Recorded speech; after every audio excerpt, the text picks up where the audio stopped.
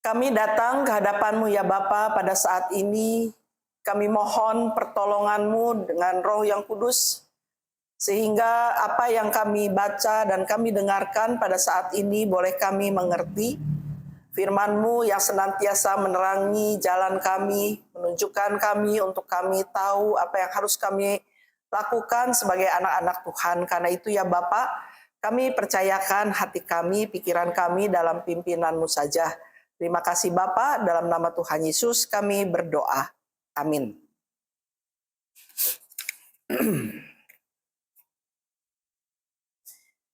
Ya, Ibu-ibu, Bapak, pada hari ini kita akan membaca 1 Korintus 1 ayat 3 sampai dengan ayatnya yang ke-9.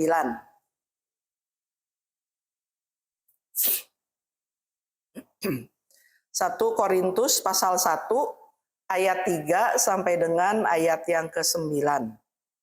Ya. Kasih karunia dan damai sejahtera dari Allah Bapa kita dan dari Tuhan Yesus Kristus menyertai kamu.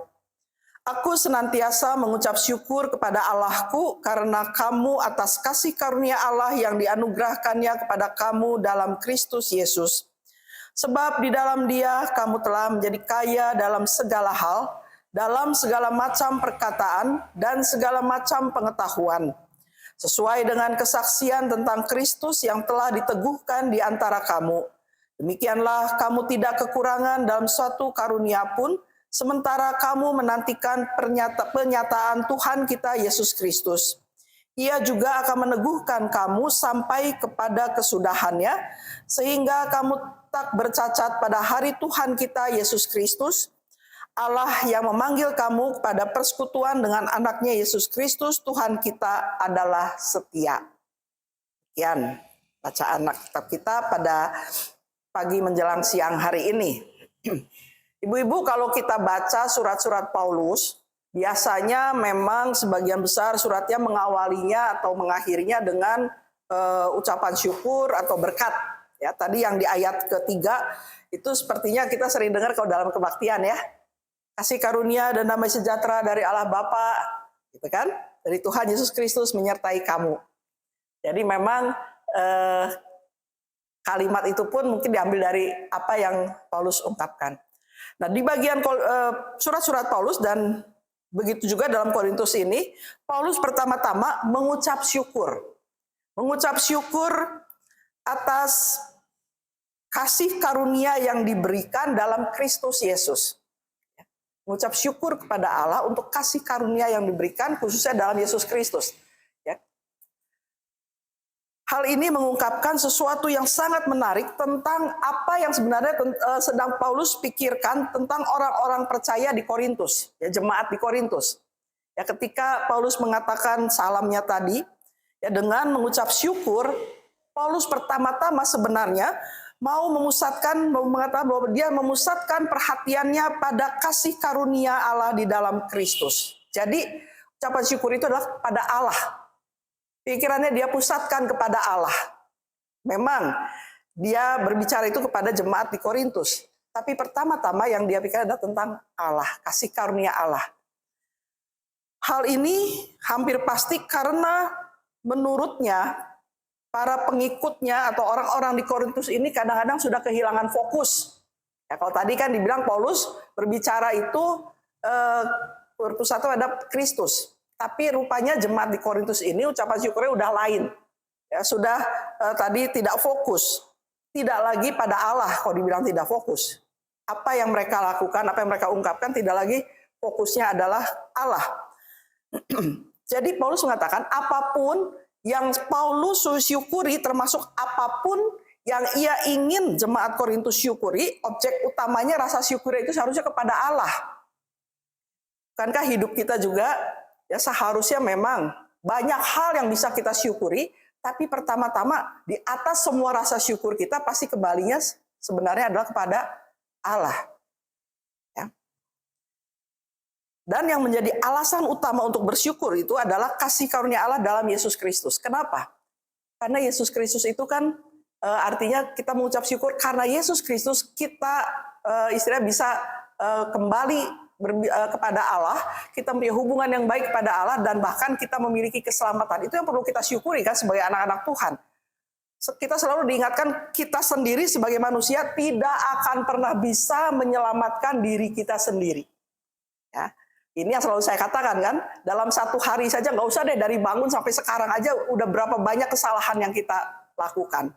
Ya, entah dalam pikiran kita, bangun-bangun udah mikir sebel si ibu itu tadi ya. Dalam perkataan kita mungkin marahin anak, marahin orang yang nyebelin yang kita berhadapan gitu ya. Jadi dalam berapa jam aja.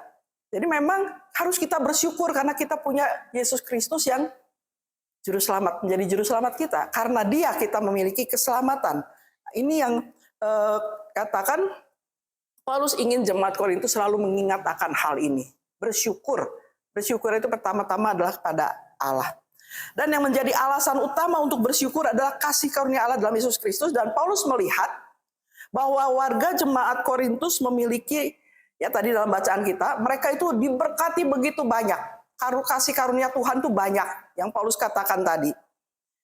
Limpahan kasih karunia Allah kepada jemaat di Korintus inilah yang membuat Paulus tadi bilang tak henti mengucap syukur. Ya, kalau kita lihat di dalam ayat 4 itu, banyak sekali yang sudah ada Tuhan berikan sebagai kasih karunia-Nya kepada orang-orang di Korintus.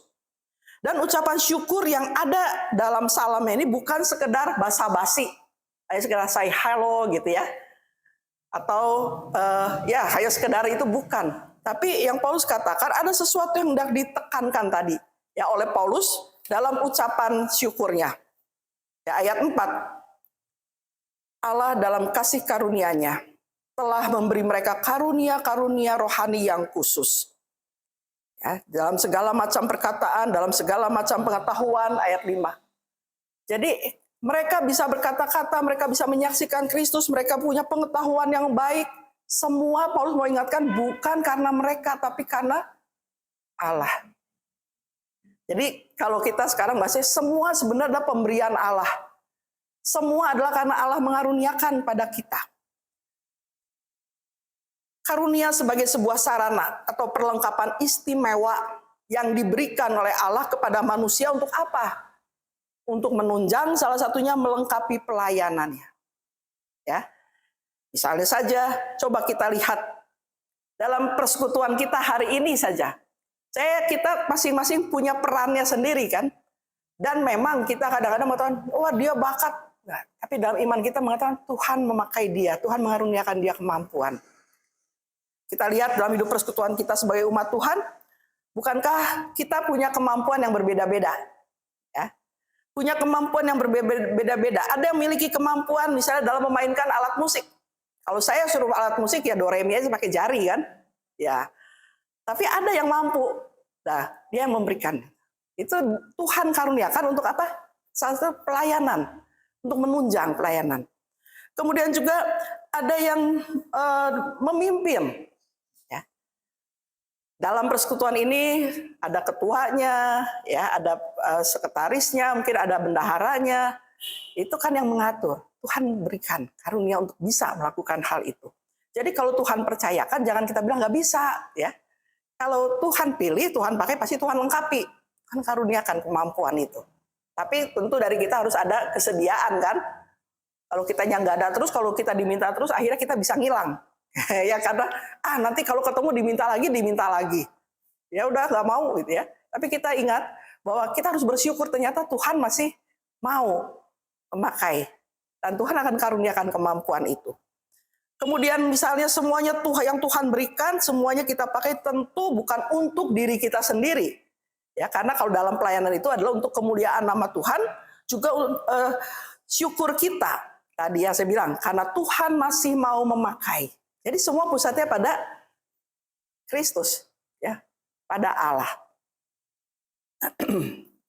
Dan jika bukan digunakan, jadi semua yang Tuhan karuniakan itu kepada kita, kepada setiap kita, bukan digunakan untuk sekedar prestise, wah gitu ya, atau demi keunggulan diri manusianya, tapi bagi kemuliaan Allah dan kebaikan sesama, kebaikan umat manusia, ya kebaikan kita bersama kan. Karunia semacam itu berharga dan sangat diperlukan untuk pelayanan dalam kehidupan kita bersama sebagai umat Tuhan. Atau boleh bilang dalam pelayanan di gereja. Dalam hidup keseharian kita sebagai anak-anak Tuhan itu sangat diperlukan. Tanpa karunia itu kita tidak mampu untuk saling menguatkan dan menolong sebagaimana diinginkan oleh Allah. Kalau kita bisa berbicara dengan baik, ya, kita bisa menyapa dengan baik, itu Tuhan berikan untuk kebaikan kita bersama kan? Kalau kita disapa sama orang yang judes gitu ya, di persekutuan tapi disapanya judes gitu. Males kan? Nyapa kok judes amat gitu ya. Tapi Tuhan memberikan sadaran itu, kemampuan untuk bisa saling menyapa. Jadi di sini bahwa semuanya kita ingat itu sumbernya adalah Allah, bukan diri kita sendiri. Kita boleh dibilang kita punya kemampuan dan kitanya mau, Tuhan akan berkati dan Tuhan pakai itu untuk bersama. Dalam ucapan syukurnya ini Paulus mengingatkan orang Korintus agar mereka bisa juga menggunakan karunia-karunia mereka menurut maksud Allah. Bukan lagi memakai karunia yang Tuhan berikan itu untuk keakuan mereka. Bukan lagi untuk menyombongkan diri. Atau sebagai sebuah prestasi. Ya, kalau dibilang dia mampu, yang lain nggak mampu, terus kan kadang-kadang orang menjadi sombong ya. Berpikir yang lain nggak bisa, hanya saya yang bisa. Yang lain nggak ada apa-apanya, hanya saya. Kalau saya nggak ada, berantakan semua. Tuhan memberikan itu bukan supaya kita jadi sombong, tapi justru Tuhan mau percayakan itu supaya kamu bisa melakukan dengan baik untuk kebaikan bersama, bukan untuk menjadi orang yang sombong. Paulus katakan semua ini karena kenapa Paulus bisa katakan? Karena dia mendengar. Sekalipun Paulus tidak ada di situ, tapi Paulus tetap melihat, Paulus tetap mengikuti perkembangan jemaat ini, dan dia mendengar bahwa jemaat di Korintus ini terjebak dalam kesombongan, bahkan cenderung merendahkan orang lain. Jadi tadi yang Paulus syukuri benar, itu ada semua, tetapi tadi fokusnya udah salah. Bukan lagi kepada Allah, tapi pada diri sendiri.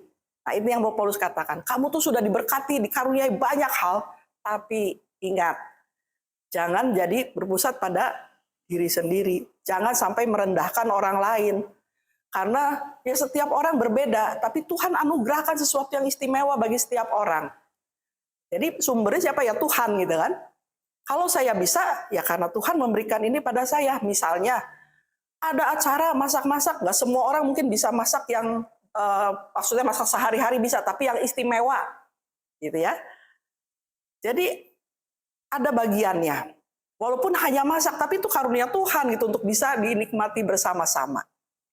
Ada yang bisa jadi MC, nggak semua orang bisa juga, tapi ketika ada mau di situ bisa menjadi berkat bagi sesama.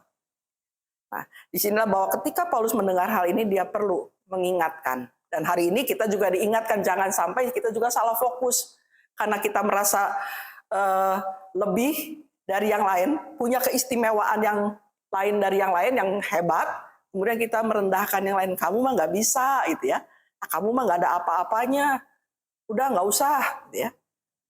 Paulus mau mengingatkan di sini, ingat apa yang kita bisa lakukan, apa yang menjadi kelebihan kita syukuri. Karena kita tahu berarti Tuhan mempercayakan ini dalam hidup saya untuk saya bisa memberikan lagi, melakukan lagi untuk sesama dan semuanya untuk kemuliaan Tuhan. Ya. Jadi dengan kita mengingat hal itu, kita akan dijauhkan dari kesombongan. Karena kita istilahnya sadar diri gitu ya. Oh iya ya, kalau Tuhan nggak berkatin, kalau Tuhan nggak kasih ini sama saya juga nggak bisa. Nah, jadi ibu-ibu yang Tuhan kasihi, jangan sampai lupa tujuan dari Allah memberikan karunia. Dan kita diingatkan Tuhan berikan itu memiliki tujuan pertama, supaya Allah yang menjadi pusat kehidupan umat. Dan kalau itu yang mereka mengerti dan hayati, mereka justru akan memiliki kerendahan hati. Yang pertama ya, tujuan Tuhan berikan ini supaya kita tetap melihat pada Allah, pusat kehidupan kita. Kemudian supaya umat juga memakai karunia itu untuk kepentingan bersama, untuk pertumbuhan umat Tuhan. Jadi bukan untuk diri sendiri. tetapi untuk kepentingan bersama. Tuhan tidak pernah mengajarkan dan memberikan itu semua untuk kita menjadi orang yang egois. Tuhan tetap mengingatkan supaya kita bisa tetap peduli. Ketika kita mampu berbagi, kita berbagi. Karena berarti Tuhan percayakan itu, Tuhan karuniakan itu. Ya. Ketika kita punya pengetahuan yang lebih, kita juga bisa berbagi. Jadi tumbuh bersama-sama. Nah ibu-ibu, dengan itulah kita tahu bahwa benar, kalau hidup kita ini seharusnya penuh dengan ucapan syukur, karena sekali lagi tanpa Allah, kita ini tidak bisa apa-apa. Tapi bukan banyak orang berpikir kalau secara dunianya, saya kan emang orang hebat. Saya kan bisa ini dan itu. Tapi kita sebagai orang beriman, kita akan mengatakan kalau Tuhan tidak memberikan itu, saya ini bukan apa-apa. Saya ini bukan siapa-siapa. Tapi karena Tuhan memberikan, saya bisa melakukan ini dan itu. Saya mampu mempedulikan sesama saya. Karena itulah biarlah kita menjadi pribadi yang rendah hati, yang memakai semua karunia untuk kemuliaan Allah dan pertumbuhan kita bersama sebagai umat Tuhan. Dia adalah Allah pencipta yang mengasihi dan sangat peduli pada ciptaannya. Siapa ciptaannya? Kita semua. Ya, kita semua adalah ciptaan Allah. Tadi dalam pembukaan dan dalam Mazmur katakan siapa kita? Kita adalah ciptaannya. Bahkan dalam bagian lain ya saya itu ada yang mengatakan kita ini sangat berharga ya di mata Allah. Kalau kita Allah aja sangat menghargai kita, artinya kita juga harus menghargai ciptaan Allah yang lain. Jadi inilah Allah pencipta yang mengasihi dan sangat peduli pada ciptaannya, itu kita semua. Dia adalah Allah yang terus memelihara kehidupan kita, ciptaan yang dikasihinya. Jadi kita bisa selalu mengimani dan bersyukur karena kita bisa mengatakan bahwa Allah tidak pernah meninggalkan kita, Allah tidak pernah membiarkan kita, bahkan Allah selalu melengkapi kita dengan kebaikan-kebaikannya. Satu dengan yang lain dari kita berbeda, tapi kita yakini dalam hidup kita pribadi, Allah memberkati, Allah memberikan hal-hal istimewa. Ya, jadi jangan sampai kita kehilangan fokus lagi. Jangan kita hanya mengagumi orang, tapi biarlah kita tetap bisa memandang kepada Allah yang adalah kepala dari kita semua orang-orang yang percaya. Dan disitulah kemudian kita bisa bersyukur. Kita bersyukur kita memiliki persekutuan yang sama-sama bisa saling membangun. Semua adalah karunia Tuhan, semua adalah berkat Tuhan. Dan mari kita jalani ini semua dengan baik, dengan rasa syukur kita, dengan tidak melupakan bahwa Dia yang memberikan itu semua. Dia mengaruniakan itu kepada kita semua. Amin.